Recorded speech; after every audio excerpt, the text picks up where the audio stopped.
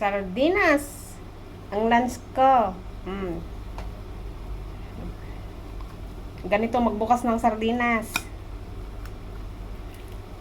Arte-arte, ang daming arte. Paano magbukas?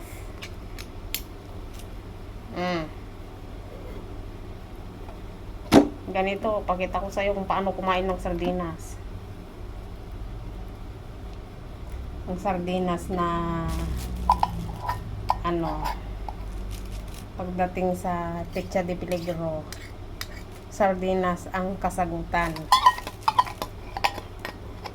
Mas gusto ko yung ganitong dilata kaysa yung mga ibang dilata na like corned beef sardinas talaga ako.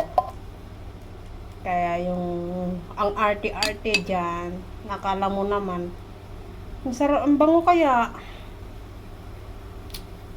Ang bango naman ng amoy ng sardinas. Ewan ko ba bakit nandidiri yung taong yun na ganyan ng ilong.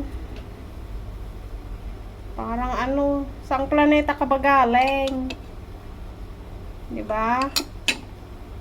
Kung makadiri ka sa sardinas, pagkain yan dong. Hindi mo kailangang pandirihan mga pagkain dahil blessing yan. 'Di ba? Sardinas.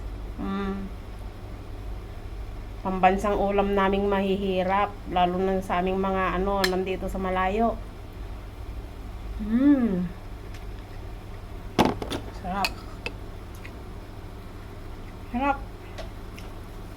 Sardinas. Ba? Yung makadiri ka sa sardinas. Saan ka ba galing na planeta? Dong. May tinapay. Yung tinapay, sausaw ko sa kape.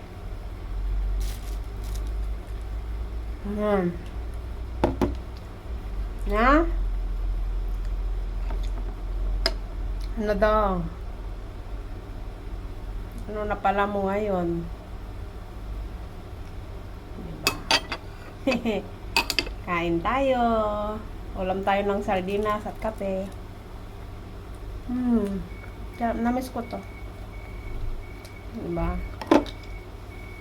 Nakakainis lang yung mga pagkain, pati street foods. Ano namang nakakadiri sa mga pagkain na yan? Kung hindi mo kayang i-appreciate o magpasalamat dahil may nakakain ka pa, huwag mo nang gawan ng katatawanan na buti nga ikaw may nakakain pa, yung iba wala. Maraming nagugutuman dyan. Pasalamat ka dahil ang pagkain ay blessing. Ay nako,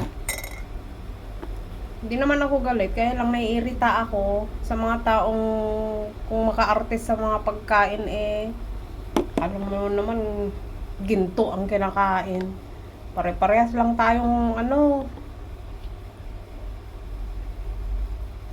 diba? Sarap.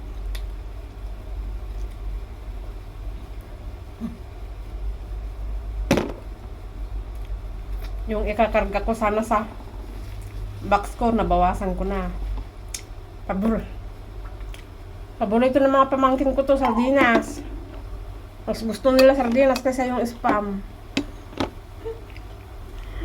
Ay, nako. Tara guys, kain. Sarap. Plus kape.